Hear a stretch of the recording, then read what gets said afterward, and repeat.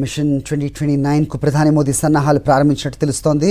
ఇందులో భాగంగా కేంద్ర మంత్రివర్గ విస్తరణకు రెడీ అయినట్టుగా వార్తలు వస్తున్నాయి. ఈ నెల 21న కౌన్సిల్ ఆఫ్ మినిస్టర్స్ భేటీకి పిలిపించారు ప్రధాని మోదీ. 20వ తేదీ ఆయన ఇటలీ పర్యటన ముగించుకుని ఢిల్లీ వస్తారు. రాగానే పూర్తి మంత్రివర్గంతో సమావేశం ఏర్పాటు చేసినట్టుగా సమాచారం. కేబినెట్ మంత్రులతో పాటు సహాయ స్వతంత్ర మంత్రులు అందరూ దీనికి హాజరవుతారు. కేంద్ర పథకాల అమలు, మంత్రుల పనితీరుపై ఈ భేటీలో పూర్తి రివ్యూ ఉంటుందని తెలుస్తోంది. ఆ తర్వాత కేబినెట్ విస్తరణ ఉంటుందనే కథనాలు వినిపిస్తున్నాయి. ఇటీవలే 5 రాష్ట్రాల ఎన్నికలు ముగిసిపోయాయి. ఆయా రాష్ట్రాల్లో కొత్త ప్రభుత్వాలు ఏర్పడ్డాయి.